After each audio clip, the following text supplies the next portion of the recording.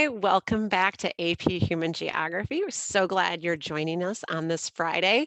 Hopefully you're seeing some sun. We're finally seeing some sun here in Illinois. So, I got to start with something goofy. Watched our family's favorite movie, Taken. So as I transition, here's what I'll leave you with. I am a woman with a particular set of skills, and I will hunt you down and teach you geography. So here we go.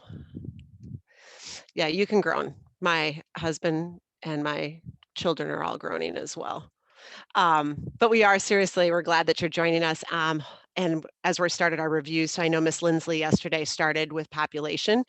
We're going to review a little bit with that, and then we're going to keep going with covering a few other ideas with population as well.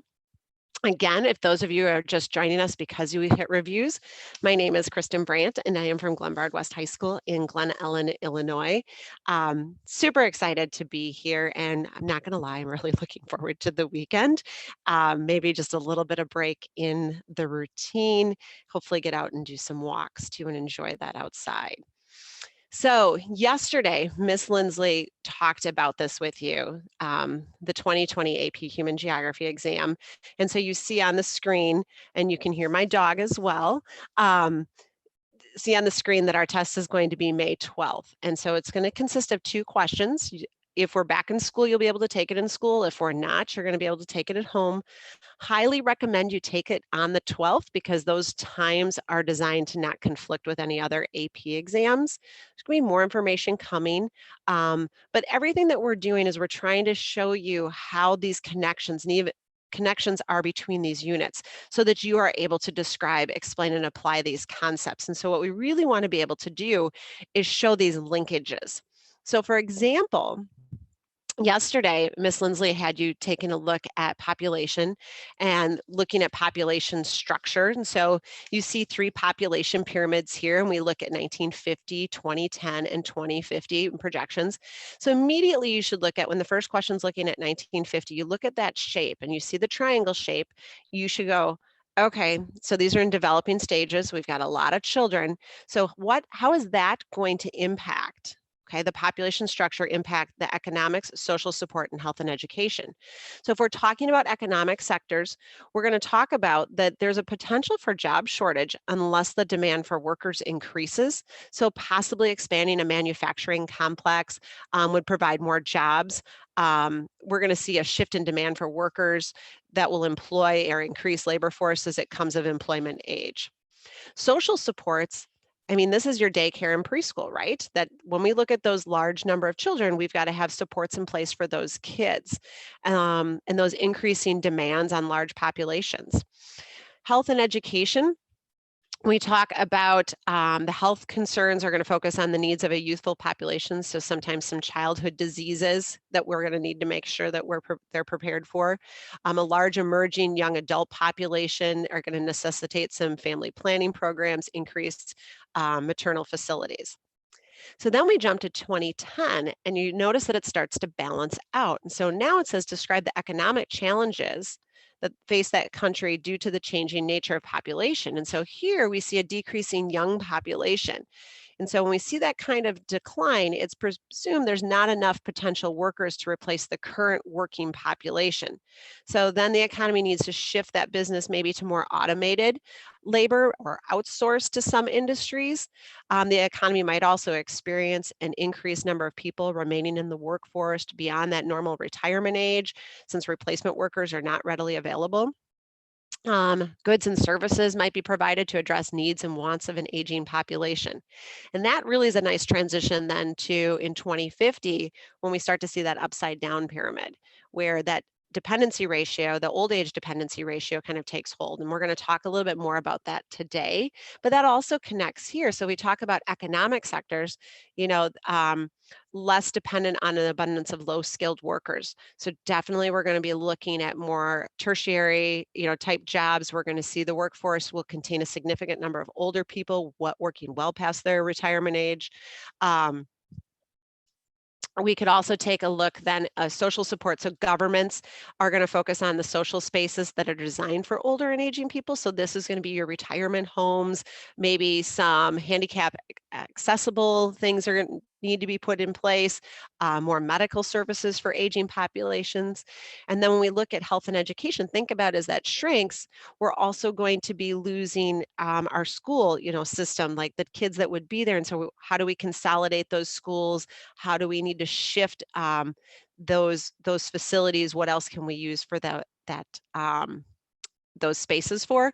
And then we also take a look at health as far as that older population, what resources need to be put in place to support them as well. Okay, so hopefully you got some of those ideas coming through as you were listening to Miss Lindsay yesterday. My next slide after the what we need to know is we're looking at population today. The next one's not bad, the one after it, I'm not going to lie, it's a little overwhelming, and so I'll explain it. But what we're going to focus on today, so if you kind of think Miss Lindsay was kind of setting you up with general idea of population, we're going to dig more into the interplay of the environment, economic, cultural, and political factors that are really going to influence changes in population. So we're going to talk a little bit about some of the structures, but ultimately we're going to also shift into some migration. So here's what I mean. And so this next slide, please don't panic. I would never put this up for all my kids. So if you want to take a picture of it, these are kind of the driving ideas, great. But if not, just let me talk through it and you'll be good to go. So what I mean by that is we're going to look at some population dynamics. And so we're going to talk just a little bit about things. What are some patterns and trends in maps? And we've been doing this a lot already. And I know Miss Lindsay hit that pretty hard yesterday, so I'm not going to do as much with that. I am going to review the demographic transition model with you. But that whole idea of coming back to that influence on changes in population. If you remember from our other lessons that when we talk about the demographic transition model, we saw it show up in our development unit. We saw it show up when we were also talking about urban areas. So this is really important for us to really kind of make sure we got the brain going again. We also are going to review the Malthusian theory, but it's that idea of impacting the changes on population. So we'll kind of look at what was that theory again, and what were the critics, and how did that play out? Then that shifts into, if we're talking about influence and changes on population, we're going to talk about migration today. So we'll do a little bit of causes, we'll do a little bit of forced and voluntary, and we're going to do a little bit of effects of migration. I mean, the reality is, Miss Lindsay and I are spending 2 days on population. You probably, with your teacher, spent 3 weeks, 4 weeks. In my class, I'll be honest, we probably spent 2.5, 3 weeks on population, and then we spent another couple weeks on migration. They're just so integral as far as developing our ideas. We're kind of crash coursing them into 2 45-minute sessions. So here we go. So yesterday, you really kind of were talking about highly populated areas. And I know Miss Lindsay had a slide that was talking about kind of the most populated countries. Again, as she said, nobody's going to ask you to memorize these countries, but you should understand the trends. Like if you can't tell us that India and China have over 1 billion people and that they both have issues that they're dealing with population, then that's a concern. So we need to make sure that you understand that yes, China and India both have population pressures, and we're going to take a look at what some things that they've done today. We know that Japan, while their population appears to be stabilizing, is going to have some other issues that they're going to be looking at. And then you look at places such as the United States, where we look a pretty sizable population, but what is that coming from? And so what we look at here is that rate of natural increase. Okay, so I'm going to pause. Do you remember how we calculate the rate of natural increase? Birth rate, death rate, and then we end up with these numbers. That's right. Okay, so when we take a look at that, you're going to see that the United States, Europe, I mean, pretty low rate of natural increase. What does this not calculate? Immigrants, right? The movement of people from one state to another state. And so what we need to also take a look at is, okay, that's where that migration piece comes in, but also what has happened in countries that have kind of stabilized. Look at that high rate of natural increase throughout the continent of Africa. Look at Southwest Asia. I feel like we've talked a lot about Afghanistan over the past few few weeks. We haven't really talked a lot about Iraq, but we can see that here. We look at Yemen as well. And so when we're looking here, we know typically they're going to be having lots of kids still. Why do we see a lot of growth? We're going to see some improvements in healthcare, and that's really going to transition us when we start talking about that demographic transition model. This also, if we're talking about destinations, so where does that growth come from? And so here, when you look at the United States, take a look at the US. So top 25 destination countries for international migration. And so we see that the United States really is kind of that draw. This is where our population is growing, is because of the number of immigrants. And we take a look at how little immigrants are really coming into these other regions. And so we're going to look at reasons why later on. We're going to look at political, cultural, social, economic, and environmental as we're moving through this. When we talk about population dynamics and we take a look at pressures, and this was a little bit alluded to in Miss Lindsley's FRQ that she had you look at yesterday. So we take a look at child dependency ratios. And so what I really liked about this is it kind of chunked places, states by kind of some sort of region. So when you take a look at US, Brazil, Mexico, and Argentina, so we're taking a look at kind of that, our Western hemisphere over here. We take a look at in 2010 to where we are in 2050. The US is pretty stable with our youth dependency, but kind of encouraging. Look at Mexico, 47% down to 26%. And so just as we talked earlier, what type of pressures or shifts does that mean the economy needs to make? Take a look, though, when we go down and at the very bottom, we look at Nigeria, Kenya, and South Africa. So really high numbers in 2010, and that's reflected in the rate of natural increase that we just looked at. But look at those improving numbers in Kenya and Nigeria for their youth dependency ratio. So while we're not there yet, that does tend to look like they're moving in the right direction. And so when we get to that demographic transition model, we'll see kind of what must be going on there.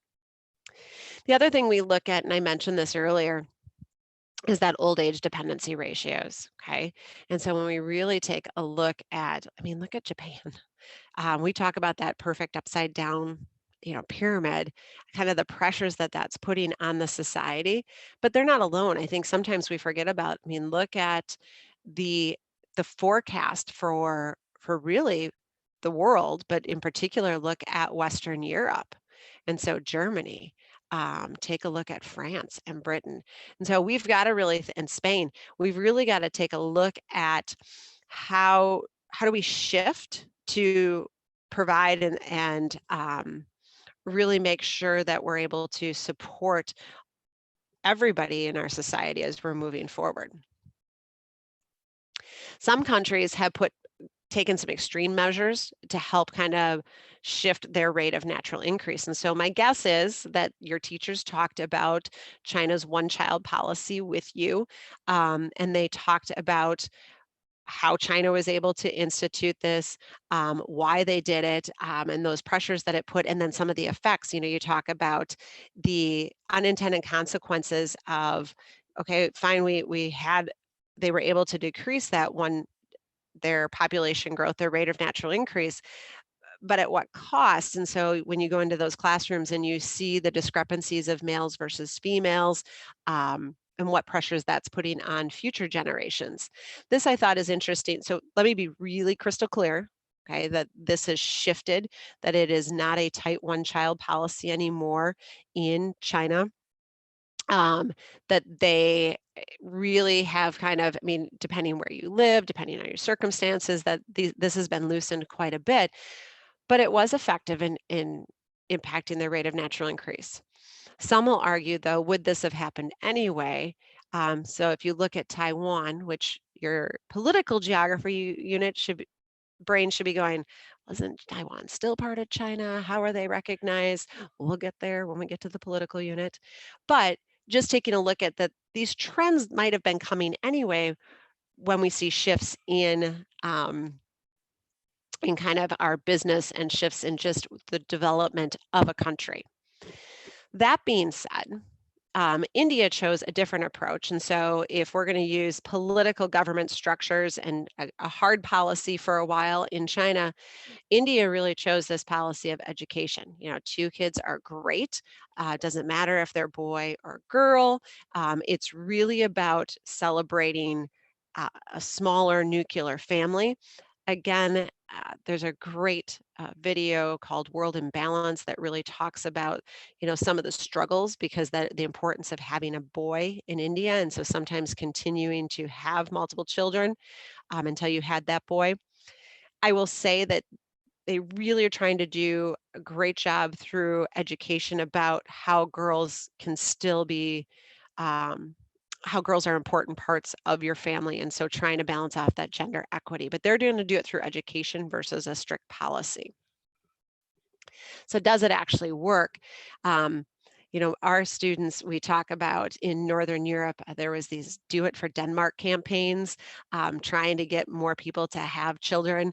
And do those campaigns actually even work? And so I think that this is interesting too, that even incentives, when we're trying to persuade families to have more babies, I mean, we're not seeing it really have much of an impact. I mean, at the end of the day, you're creating a lifestyle. And that lifestyle is really reflected upon the culture in which you live, and the way in which you're going to develop your family.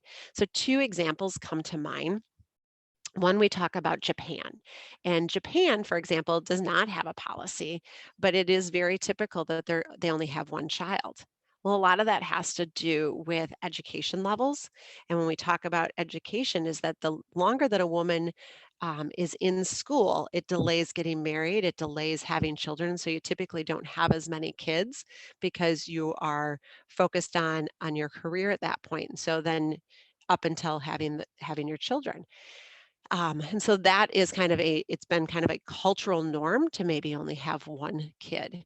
In Brazil, we've seen a sharp decrease in number of children's total fertility rates, and some are crediting the telenovelas and really taking a look at. There was a great National Geographic series that really focused on this idea of showing people this lifestyle that you can have if you're not having X amount of kids in tow.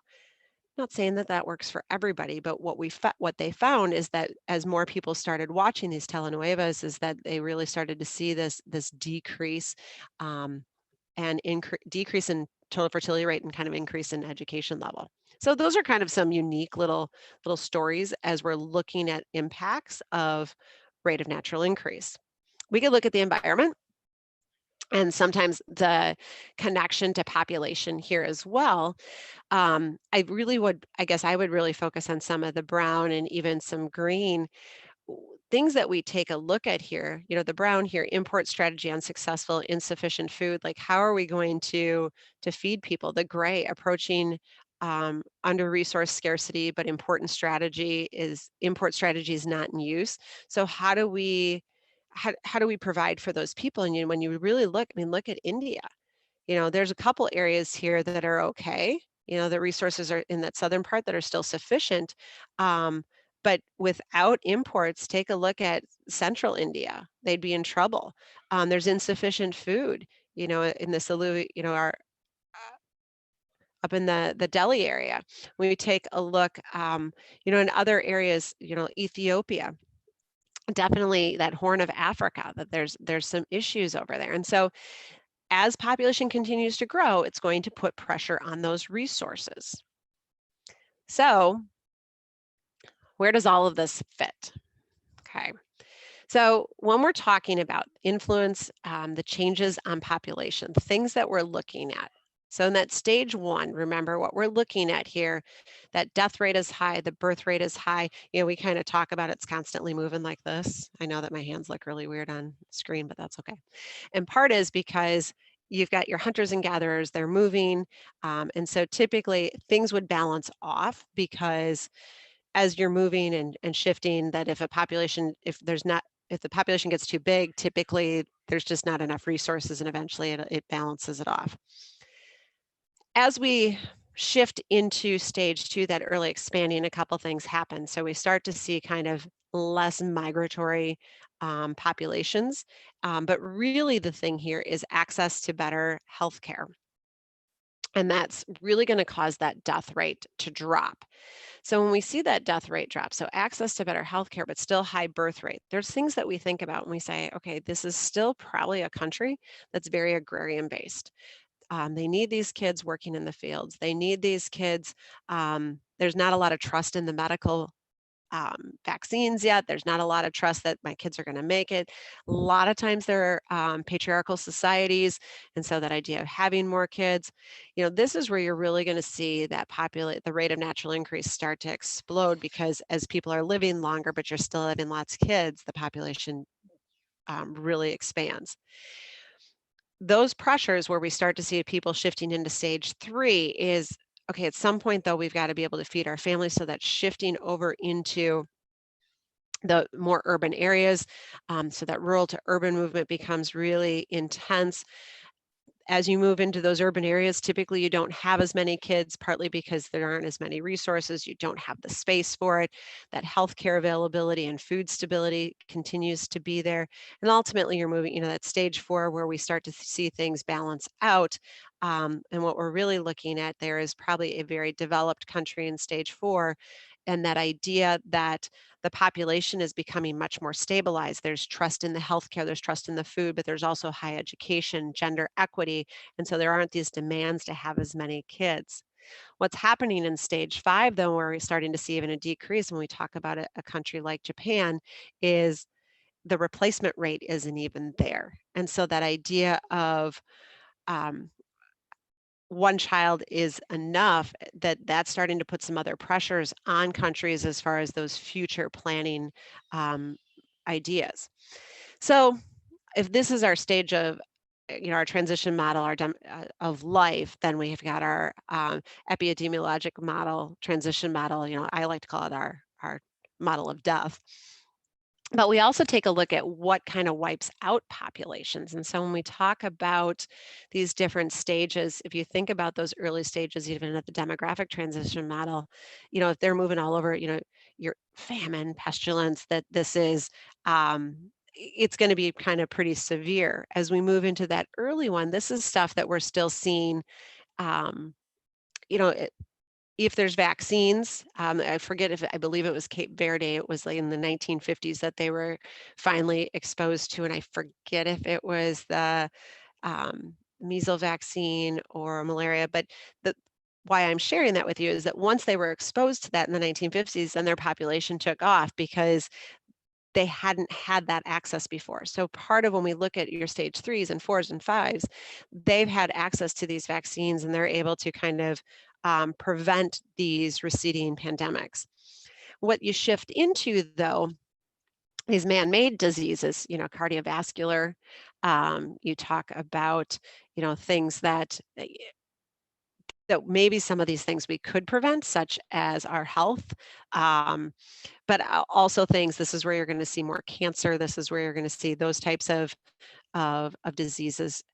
Then shifting into this post, we talk a lot about these reemerging diseases too, kind of these new variations that, or maybe we stop doing the vaccine and then it reemerges. And so the whole idea of what we're taking a look at here is, when we're talking about population, what are some of those trends um, that we see with types of diseases?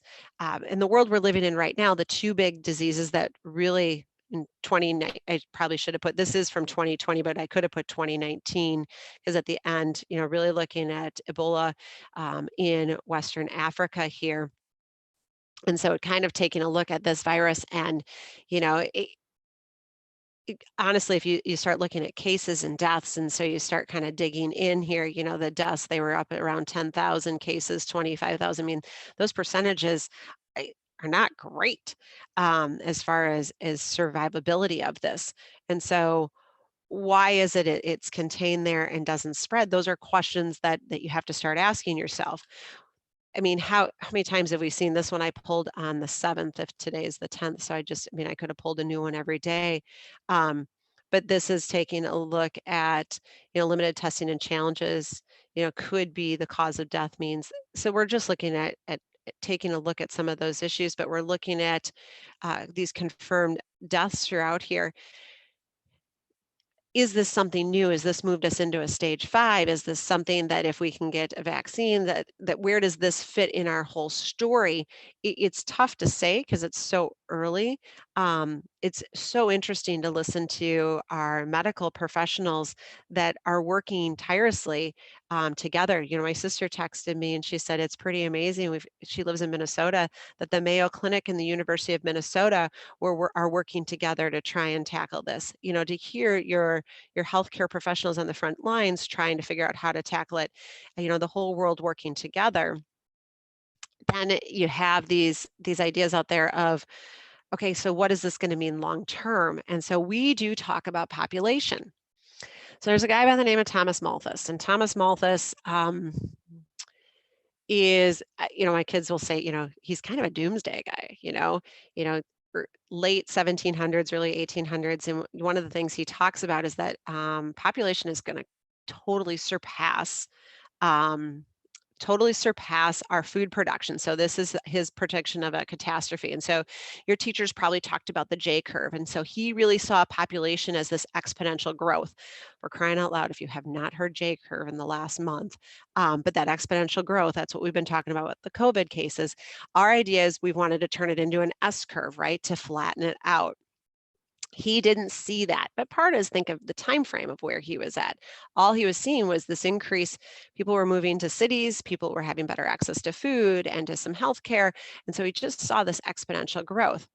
And where he was worried, and this is what he'd actually kind of like today, is he would say there needs to be checks on population or we're going to have problems. Well, his critics out there, and Esther Bosrup is one of them, and she said, population is going to drive crop intensification. We're going to figure this out. And so as population continues to grow, then we've got to produce more. And keep going and going. And population is going to also understand that it needs to help flatten the curve, for lack of a better term. And so what we actually have seen, and this is where Malthus was wrong, is that population for the most part has not gone exponentially. What we've started to see is that flattening out, that S curve. Now, that being said, there are people out there that will say, so fine, Malthus, it's not just about food. But is he right about population demand and resources? And if you recall back to some other stuff we've talked about over the past few weeks, we have talked about water, we've talked about access to arable land and the population pressures that we're putting on that. But Bosrup would say, we're going to figure it out.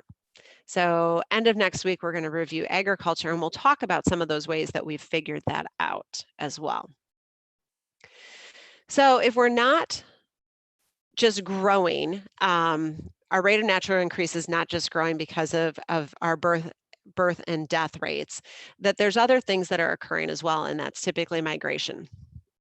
And so what we're taking a look at here, these causes of migration, you should be able to give some examples of push and pull factors that are going to cause people to move. You should understand what intervening opportunities are. And so that idea of, as I'm migrating, that maybe I'm not getting to my final destination because there was an opportunity such as a job along the way, or these intervening obstacles. And sometimes they talk about physical obstacles like, how am I going to cross an ocean?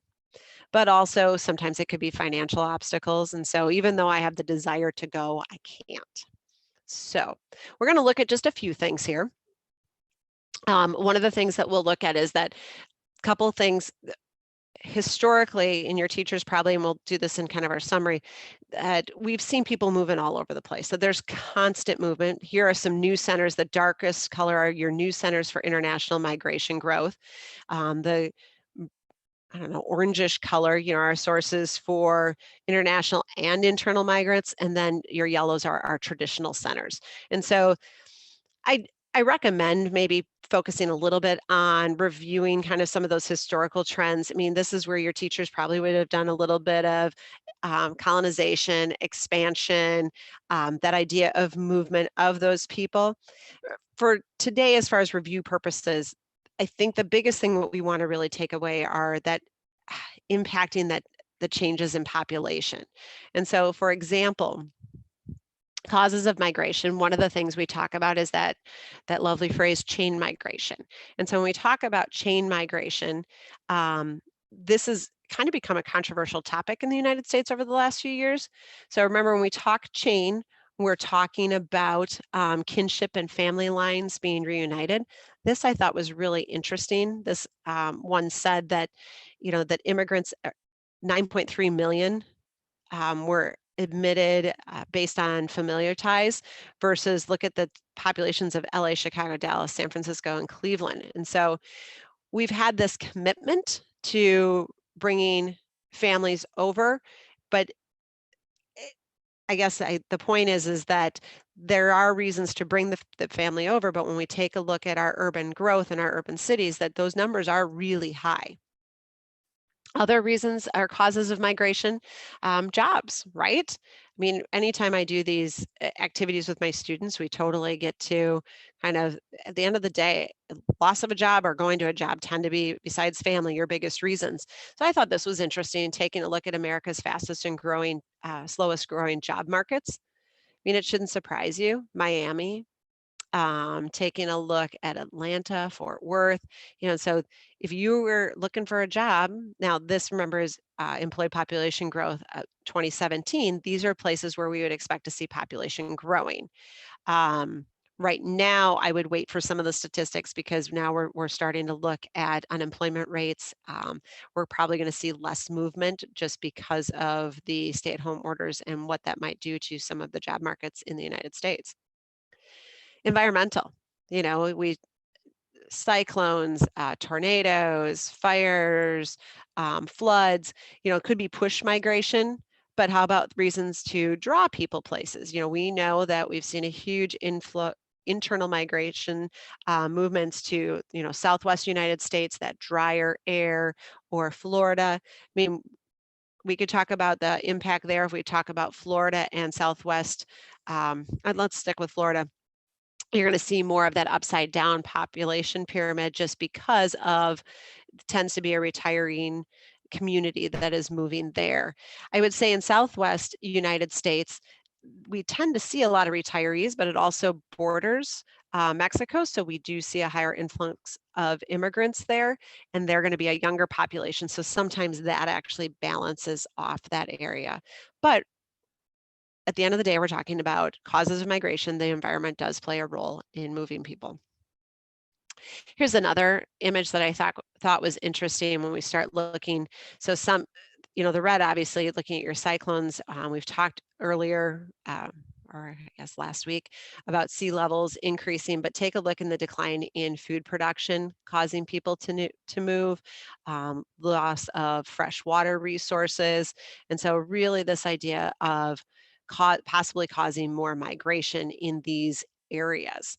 And so might be interesting for you, take a look at what's happening in, that food production looks like in our Amazon region, what's going on there, taking a look at Peru and the fresh water resources, picking one and just looking at some specific examples about how environmental factors can cause migration.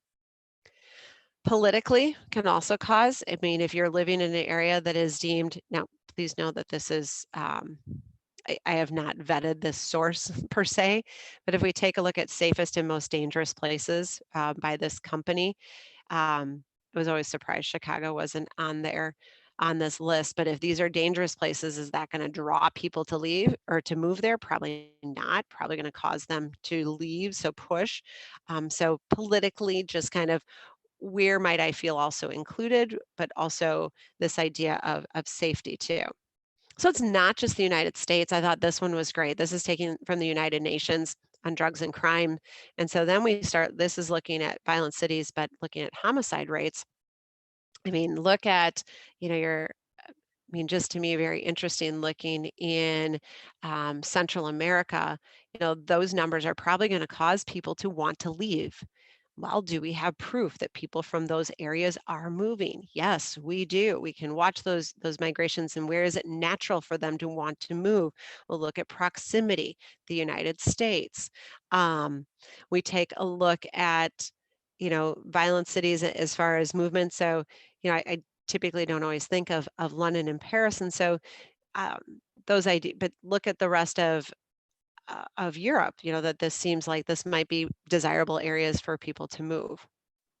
We could also just look in general at countries, that political unrest and looking at those causes of migration. This shouldn't surprise you, that your least peaceful countries, Afghanistan, Syria, South Sudan, Yemen, Iraq, Somalia. I mean, look at that list. And so we know that that creates some things, right? Some forced migration, and that's where we're going. Some vocabulary. So on your AP exam this year, there probably will not be any identify, because if you're taking it home, we're not going to have you just be able to Google it. But there's vocab that you're still going to want to be exposed to so that you understand what the question is asking. And so we are going to talk a little bit about refugees. So that idea of people that are fleeing their country because of persecution. We talk about internally displaced people, so have been forced to leave their homes but stay within the borders. Typically, refugees might be seeking asylum, that they're looking for shelter and protection because of they're fleeing another state. This one my students love. I don't know why. Transhumanists, when we talk about, this would be voluntary. So we're moving our animals up into the highlands in the summer so that they can see green pastures, and down in the winter so that they're able to follow the seasonal food options. Transnational migration, we're going to take a look at where do we see some of the greatest movement of people. We already talked about chain migration and that kinship, that is really a lot of times your entry point into some of these developed countries, but what impact does it have then on those areas? Step migration gets tricky. We see this a lot, that it occurs in stages. It's difficult for us to track over long periods of time. I am not going to cover guest workers today, and I wish I could. There's just not enough time. If there's anything that I could tell you to spend a little bit of time on, just refreshing your memory on guest workers. So typically they come on short-term work visas. The benefits for a country, that they typically are going to take jobs that are in high demand, that in other words, we see in a lot of countries, they tend to be your unskilled labor jobs. They are going to pump money back into your economy. The problem typically is, though, is they oftentimes are of a different culture, and that can create some conflict. The other thing is, do they overstay some of the time that they're supposed to be there? And so then that puts some tension back on the country and the relationship with those workers. And then, for crying out loud, I've been talking about this, I feel like, since I started with you guys, happening everywhere, this rural to urban migration. So what are some of the effects? So if we talked causes, then you got to talk effects. So some of the effects of migration, politically, when we look at this, is looking at your IDPs. So this is looking at the number of internally displaced people around the world. I mean, just look at the pressure that that's putting on Southwest Asia. So looking at Cyprus, Turkey, Georgia, Azerbaijan, Syria. So looking at those areas, Palestine. So it's interesting that they used Palestine, right? That should have triggered something. Okay, we'd say in the state of Israel. But this idea of IDPs, so what pressures, and I guess even by mentioning Palestinians, stateless nation. And so when we get to our political unit, we'll have to take a look at how does that impact a country's population, and how we count people. Refugees have been under a lot of microscopes lately about how many people, especially when we talk about Syria, Syrian refugees, like how welcoming are people to allowing refugees to come into their country? United States is down there at 72%. Would you personally accept people fleeing from war or persecution, which is still a great number? But you take a look at, a Spain or Germany, who have really tried to open their doors, and they're really on the front lines of what was happening in those regions that we were just talking about. But most of these countries that are on here, what can they offer? They can offer safety, they can offer opportunities as people are fleeing. So a lot of times, though, we talk about immigration, and sometimes I think your teachers probably focused on the struggles between undocumented immigrants in the United States, documented. I do think it's important. So I feel that that's probably been covered really well by your teachers.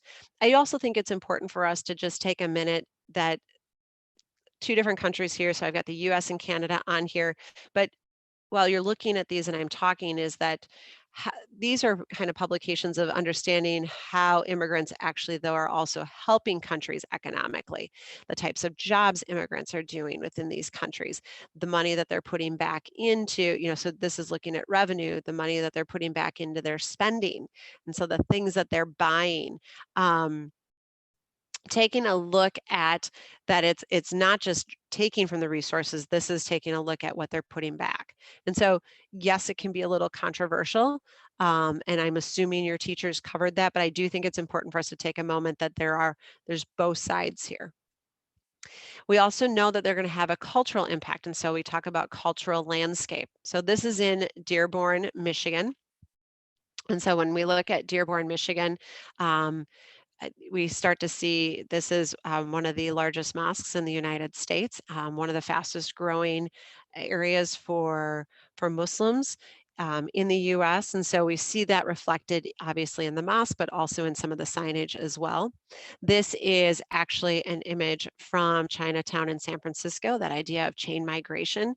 And so many major cities have Chinatowns. I was even looking at images for Little Italy, but that idea of comfort, those enclaves that bringing people into those areas. And so culturally, you're pulled to certain areas, but also then we see it in the landscape.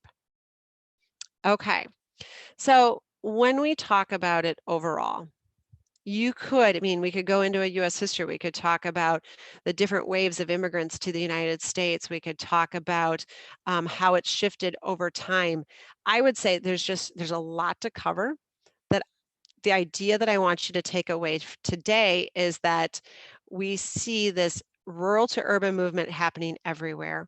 We see political, economic, I'll come to that in a second. We see political, economic, social, and cultural reasons to leave, but also their impact as well. And so it is immigration or migration rates globally it's occurring everywhere. So take a look at kind of this idea of where we're moving. The hard part is, and your teachers I'm sure talked about this idea of brain drain. It's not cheap to move. It's expensive. And so typically your best and your brightest, your most motivated are the ones that are trying to get out to find that better life of safety, of opportunity. And so what does that then mean for the country that is losing those people? You need to think about these impacts and how it impacts the cause, how it impacts the effect. Okay, so if I were you, I would take a moment and I would try to have an example for each one of these, a cause and effect. And that really leads to the FRQ practice. So I know this one doesn't have a stimulus based, that yours will have some sort of stimulus, but I thought that these questions were actually still good, and they could put a map of refugees up there and you could have to talk about it there. But I thought that this was good from the standpoint of describing one political reason why refugees flee their country. Describe one cultural reason why refugees flee. Describe one environmental reason. And so now you're having to really kind of parse out why people might be fleeing. Explain one economic impact refugees can have on a country that is receiving them, and also one cultural impact. So I do think we covered a lot of that today. Encourage you to rewatch this if you wanted to, but dig into your notes. You've got it. I know your teachers have covered this. Really spend some time here, because I do think these concepts, these cause and effect, and these four big categories are things that really are going to help you as you're moving through all your other units as well. As always, if there's anybody out there that you know is struggling with technology, please direct them to College Board. And I just want to thank you all for watching. Depending where you are and what your faith is, this could be a very important weekend to you. So for those of you that are celebrating, please do it virtually, do it safe. Remember your 6 feet, and I hope to see you next week. Have a great one. Bye.